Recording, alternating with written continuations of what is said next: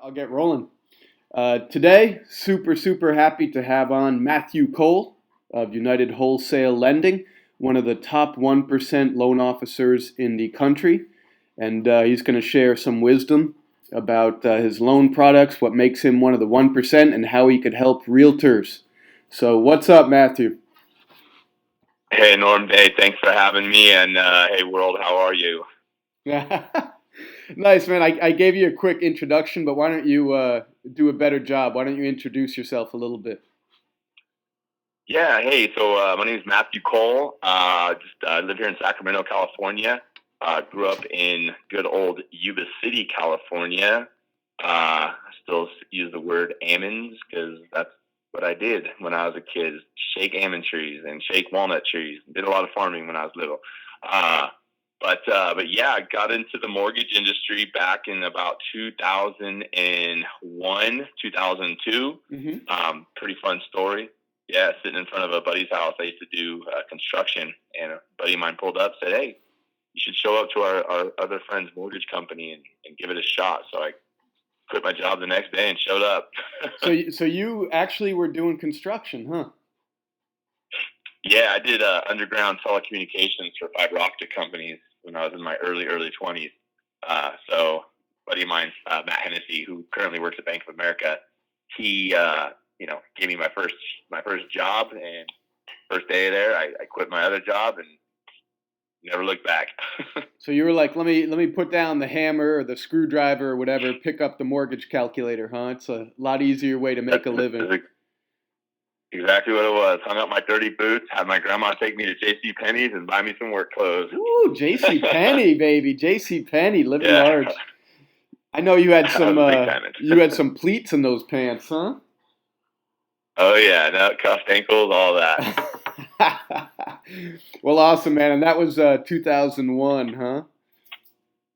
Yeah, about 2001. Shoot, it's a while ago. Been doing it a Man, minute. it goes by quick, huh? What is it, 18 years ago? Jesus. Yep, it's been a while. Nice. And so which company did you start with then? Oh man, I would say the name of that company, I think it was American Eagle Mortgage in Yuba City. Okay. So started with them, and then ended up moving to Sacramento, and then picking up jobs while I was down here, working with different companies. Worked for a buddy's dad for quite a while, and then we all opened up our own companies at that point. The industry was insane. You know what I mean? It was 2005 through 2007, where everything was just insane busy. So a good 2 year run at that point, and then the thing that you never thought was going to happen happened, and the economy tanked, the housing market tanked, and it was like, what do I do now?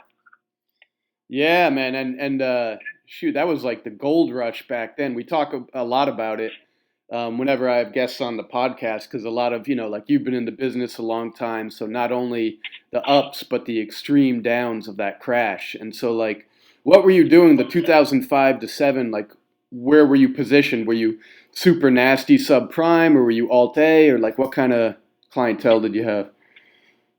I would say back then, I mean, the subprime business was just so easy to do. I mean, it was just, to the point where you could do no income, no assets. People, didn't really even need much on their application. You could get Yeah. them a loan. Um, so yeah, no money out of pocket. A lot of that type of stuff. I mean, it was just too simple. So the housing market was so wide variety back then on what you could do. Compared to your complete 180 now, where the subprime market is super thinned out. You got a lot of outside the box deals, but most, 95% of my buyers are all A paper clients. Yeah. And that's probably a healthy thing, to be honest. I mean, I know we want people in houses, but some of the loans, most of the loans that were being done in those days and all the neg am and, which is fine, but when people didn't understand it and they weren't doing the right thing with it, um, you probably saw a lot of, what was it, stated income, stated asset, or no docs. There was a lot of piano teachers and computer techs, I think. Right? In California, those are the ones, Yep, yeah, you don't need any yep. documentation, right? The target employee making 10 grand a month to qualify for a $500,000 house. Oh yeah. Oh, man. And so when the whole thing came crashing down, I mean, I was in the business at that time. and it was like coming to work every day just to get kicked in the balls as hard as you can, right? Every single day. Oh, oh yeah. Like, Yeah, I mean, I just had never been through anything like that. So, instead of realizing what was going on, I tried to power through it. So I kept dumping more and more money into marketing and more money into outbound, trying to get the phones to call and people calling. And then, it led to more people calling because they were getting their loan decline and thinking we can save them. And then, appraisals coming in low and just, banks shutting down. So it was, definitely a wide, an mm, eye-opening experience at that point. yeah, and so where did you? I know it took everyone a few years to settle after that, but like where did you go from there once the whole bottom fell out of the market? I think at that point is when I took a more of a safe position. I took a job at a bank at that point. Mm-hmm. They a little bit different, a little bit more secure in there. So, took a job at I want to say Wells Fargo.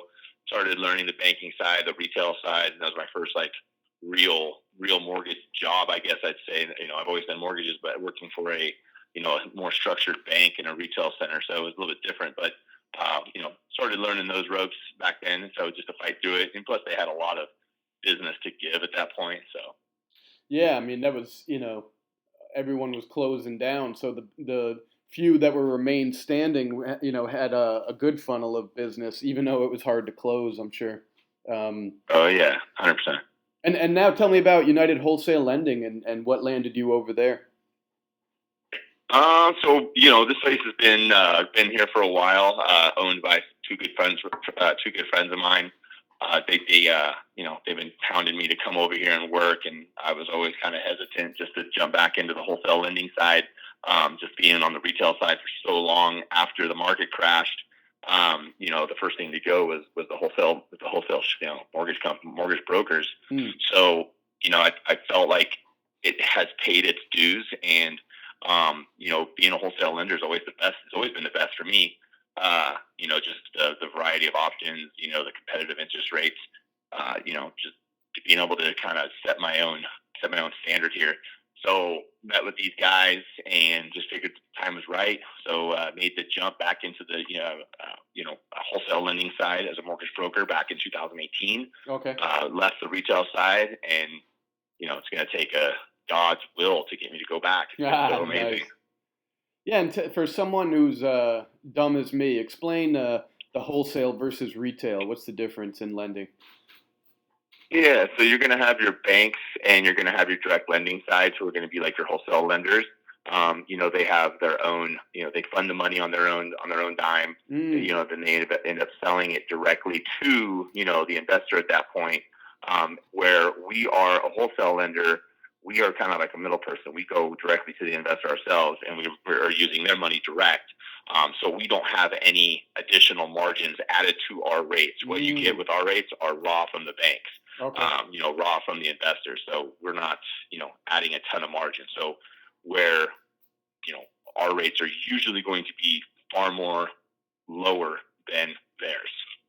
So basically, one less platform of middlemen that need to get paid, right? I mean, basically, you're going right One to the hundred source. percent. Yeah, yeah, that's fantastic. And so it gives you, some advantages and benefits not only for you guys, like you said, rates, but to the consumer. So with rates as well, talk about some of the other benefits, maybe the flexibility, timing, pricing. What else can you do for the consumer? Yeah, we have the option to shop their loan between different investors. So, what's right for one person at one place may not be right for the other. So, we have a wider variety of places to utilize.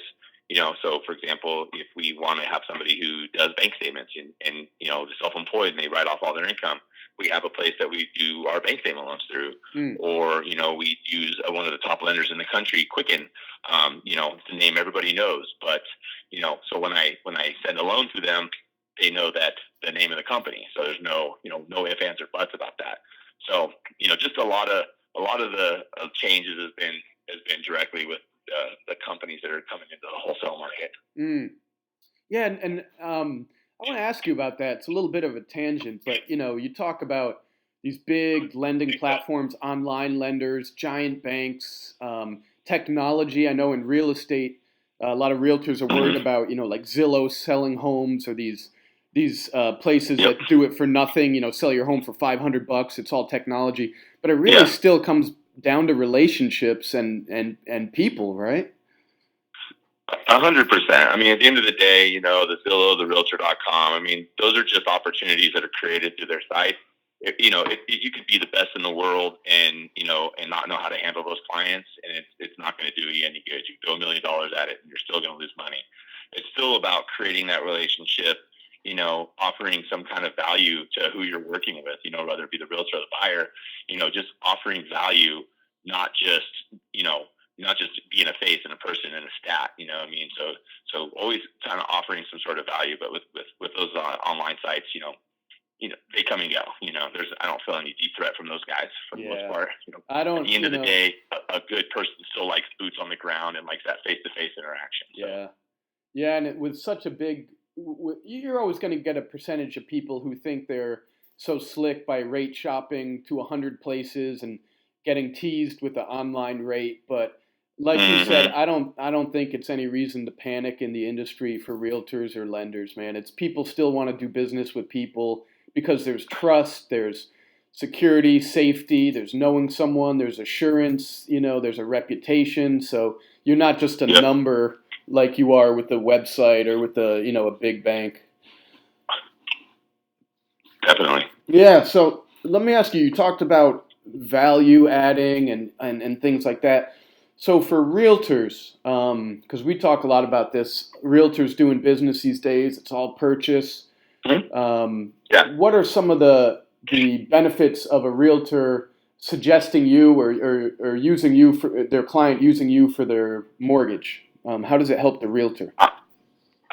I mean, I think I would say the biggest thing here is I'm a local guy. I mean, I'm here at my office. I'm not out messing around. We're not doing anything that's non-work presentable.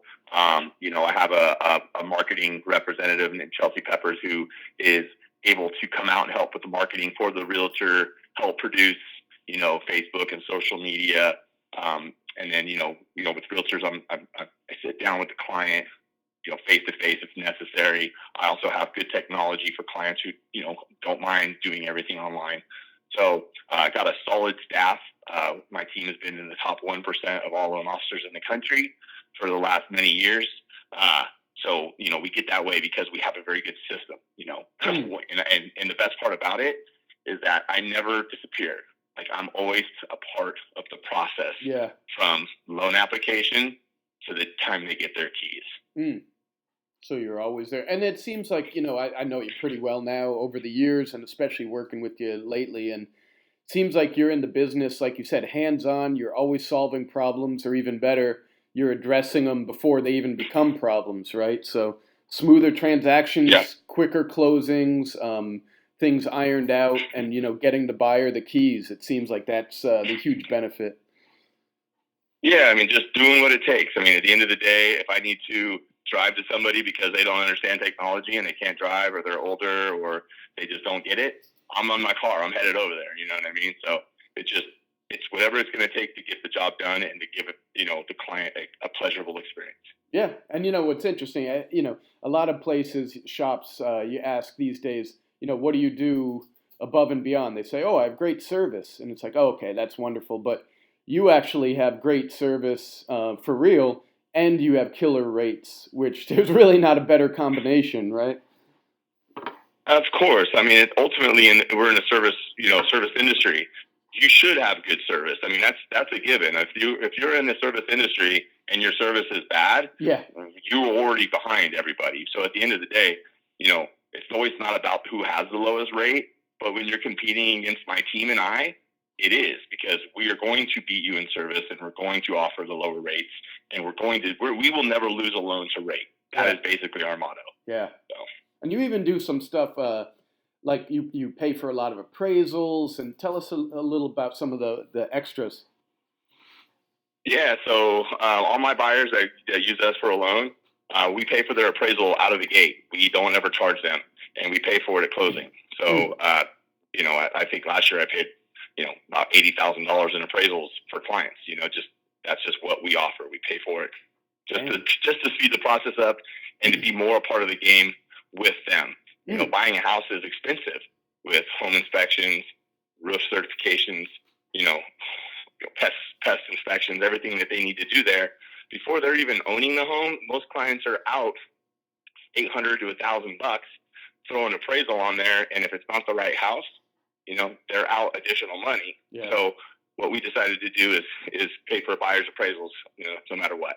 And so, how much does that usually save the average, you know, consumer or home buyer? We about $500 or $600 out of their pocket up front. That'll nice chunk of change. That'll buy you a lot at JCPenney, you know. Just what I need. So, tell me a little bit about, you know, you mentioned the appraisals and rates and stuff, but tell me about some of the interesting products that you're working with now that could help maybe, you know, a little bit more of the niche-y home buyers. Yeah, I mean, we got some really cool grant programs where the money that is gifted to you granted to you for your down payment or closing costs eventually goes away and you don't owe the money back. You know, 100% financing options. We got some really cool bank statement programs for self-employed people who, you know, make a good amount of money, but also write off all their income. So they don't really have a lot of taxable income on their tax returns. So we will use their bank statements as deposits and use that as income. We have a lot of first-time home buyer low down payment options. You know, VA, I do a ton of VA. Doing a really cool one right now that I'm really kind of proud of. A deceased veteran, his wife is buying a home and using his VA benefits along with their son who's a non-vet. So basically 2 non-vets buying a home. Yeah, because that VA eligibility is for family members as well. It's not just the vet, right? Yeah, I mean, usually on a VA loan, it needs to be a vet or a vet and a vet or a vet and a vet spouse. But in this situation, they allowed, you know, the vet or the deceased vet's wife, who's a non-vet, and their son, who's a non-vet. Hey, let me ask you about this, since we're talking about VA. What's that big scandal with VA loans? They were overcharging or something? So, and so this is just kind of a thing that's going out there right now. A lot of the retail side is, you know, offering a lot higher interest rates for VA buyers. I mean, it's pretty blatant, for the most part. So, you know, where we're at, we're a far amount less than what a lot of the banks and the direct lenders are offering. Yeah, I saw, you know, a bunch of news articles where they, like you said, they were just blatantly overcharging, huh? Yeah, and it's, you know, a lot of times these guys just don't know, and, you know, it's like, oh, this company has a great, you know, they're a big company local, so let's use them, but, you know, little do they know, you know what I mean? So my biggest thing is that, you know, I always like to get involved because even if I don't earn the business, I'm going to make the other guy offer an honest deal at that point. Yeah. So.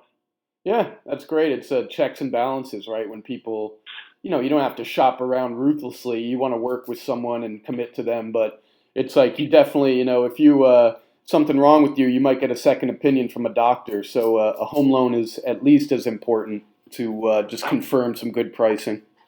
I save people thousands of dollars every day just by taking a second look. And even if, you know, for the most part, I'll earn the business just because of where I'm at. And the other guy or the other guy or girl will have to, you know, make their deal legit.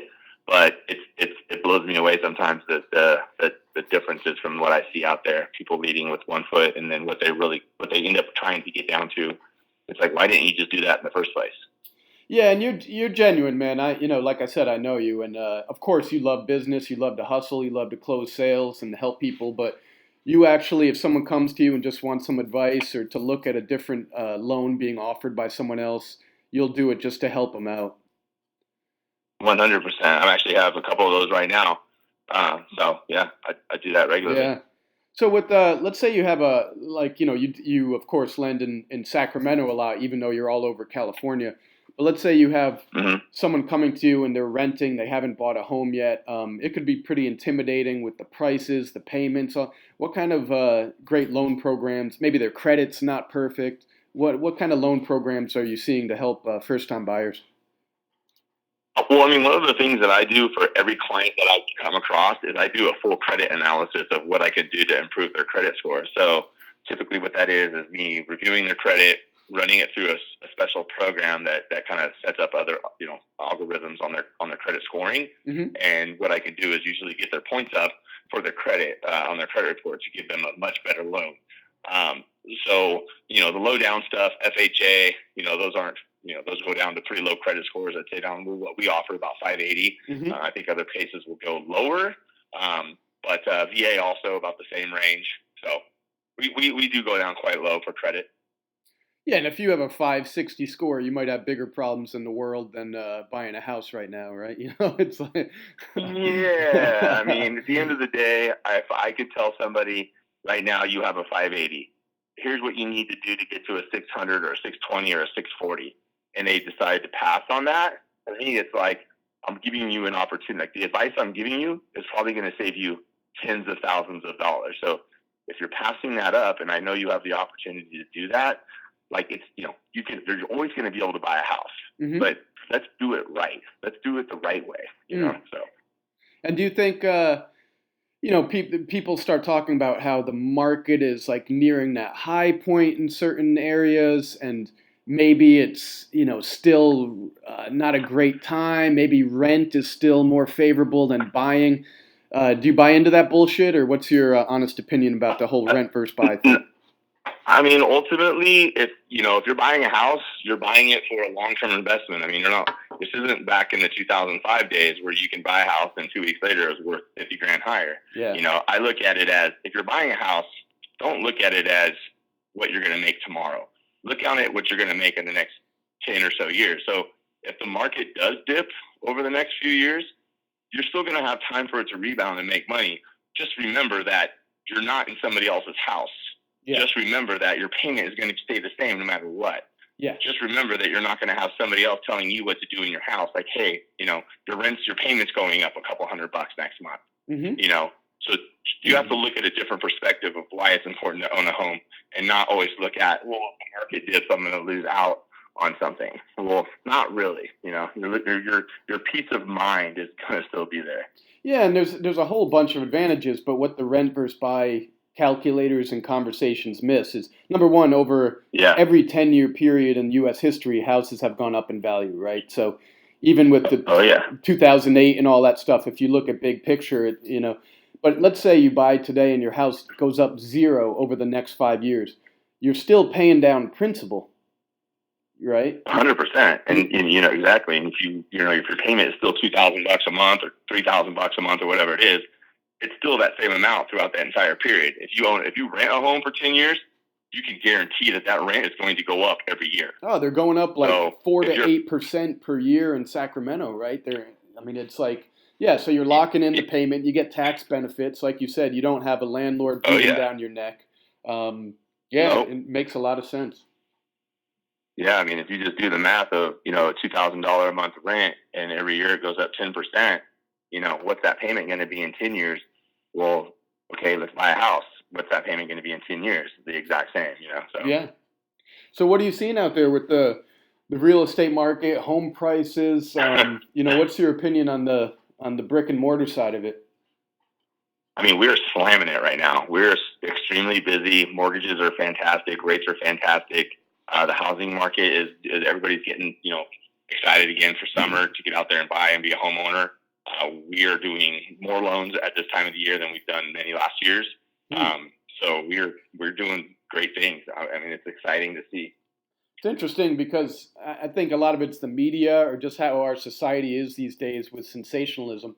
Excuse me, but the hot topic was at the end of last year, we're looking at this huge financial downturn, which, maybe it's coming, a recession, maybe not. But they were talking about, the housing market a lot, and there was so much fear and doom and gloom.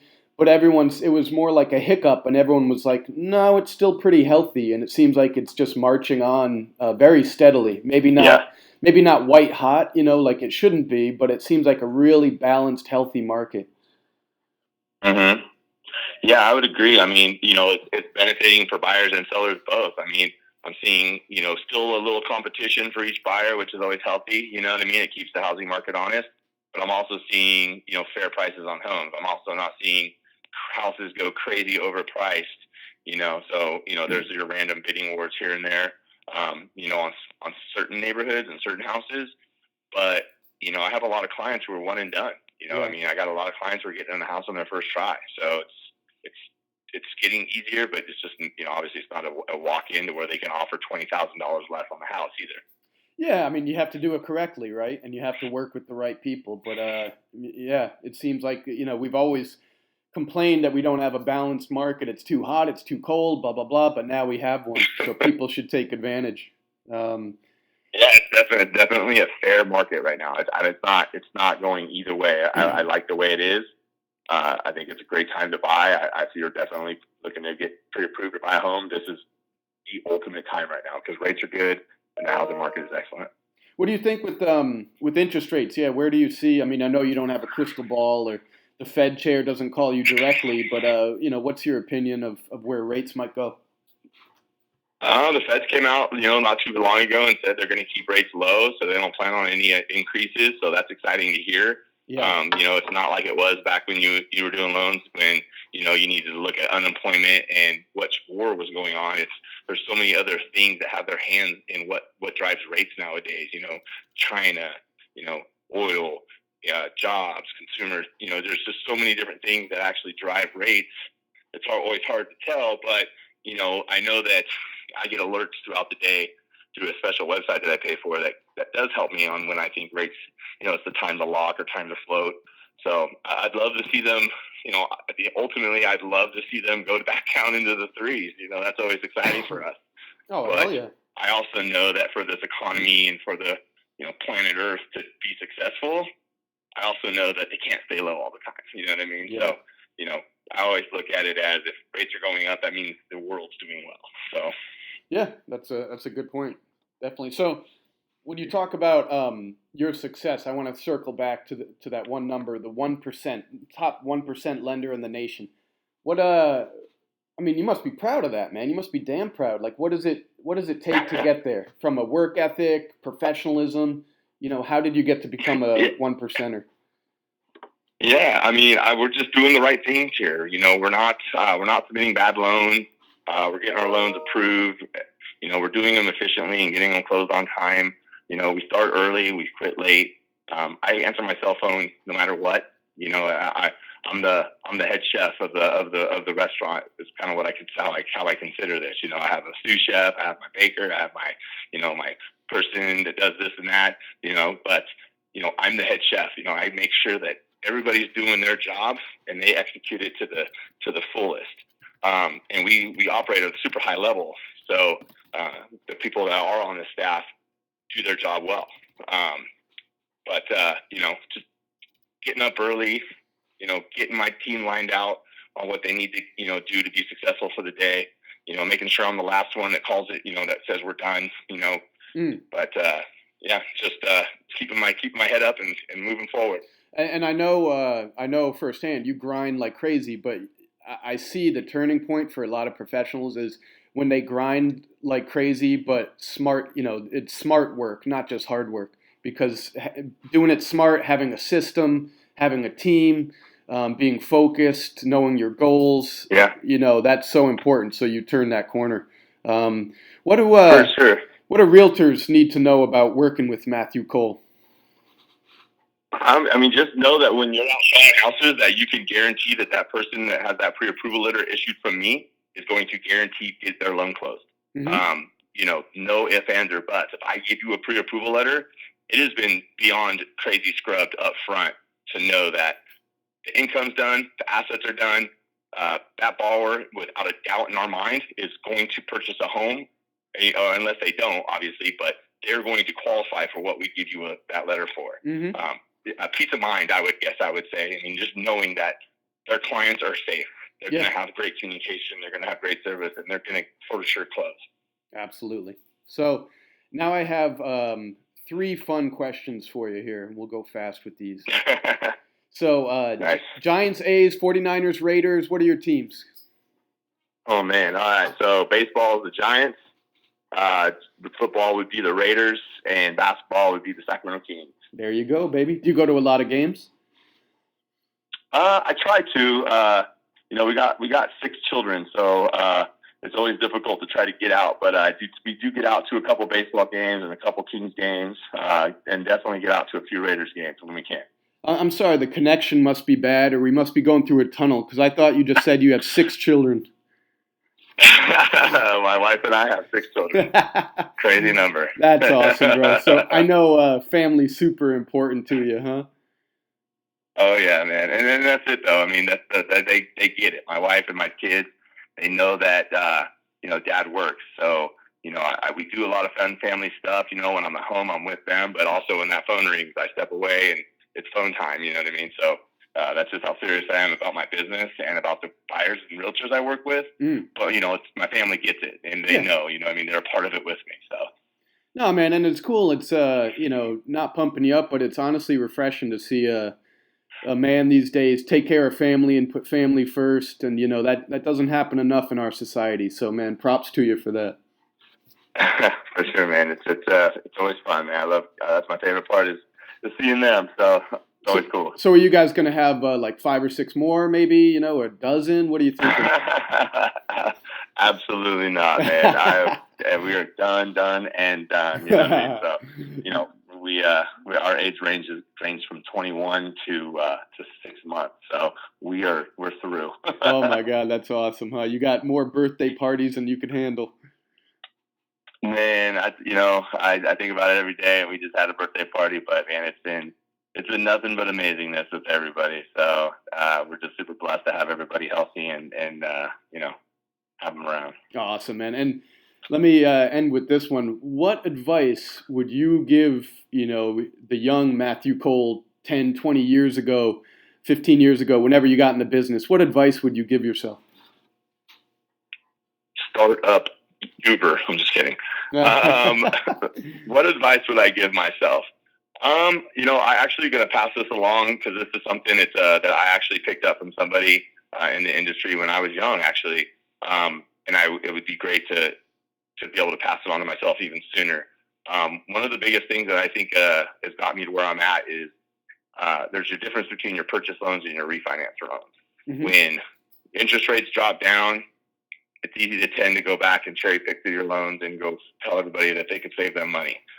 But back in 2013 was the first opportunity that I had to use that advice that I got from my buddy's dad, who's an old Countrywide guy, who basically told me when the interest rates drop again someday, when they get down extremely low, you're going to hate yourself for doing this, but I assure you you'll be happy that you did it. He told me to not chase refis. He told me that when the rates drop, go meet realtors at that point. Because guess what every loan officer in the world's doing? They get the low-hanging fruit. Money, and they're low-hanging fruit. They're ditching real estate agents. Yeah. Yeah. So after the rebound in 2000, and when rates were obviously really high in 7, 8, or actually 8, 9, and 10, they started settling back down. But I would say 2012 and 2013 is where they got to the lowest they've ever been in my career. So instead of going after refinances, I lost tons of money by just doing what I was told. I went after and tried to meet every real estate agent I could. And I'll tell you what, it was the best advice I've ever given, because every lender that I think was out chasing all the refi business to make money, I was the only one out chasing realtors. Man, that's so wise, right? That's looking best thing ever. That's looking 2 steps forward, right? I mean, that's so smart. Yeah, and that's just one of the things I would, if I could change anything, it's probably what I would have done back then. I probably would have tried to be more successful with meeting realtors. And I mean, I love the realtor partners that I have. We've all became close friends. We joke around, we go to dinner, we get drinks, we do family stuff together, but, it's a great partnership working with, who I work with. Yeah, man. And to close there, if you have realtors out there who don't know you well or want to chat, if you have home buyers, people looking at refinance, how should they get in touch with you? They can always reach me on my cell phone. That's always best. I've had the same number since I had a cell phone in Yuba City. So definitely by my cell. Nice. And what's that? Give a shout out, your cell number, your website, email, anything like that. Oh, for sure. Yep. You can give me a call on my cell. It's area code 530-682-4092. 530-682-4092. Direct cell, text, email, call me on it. Email is my last name, Cole@uwlmortgage.com. Awesome, man. Hey, thank you so much, brother, for your time. It was really good sharing some of it with you, and we appreciate you. Yeah, man, I appreciate the opportunity, and it's always good to speak with you.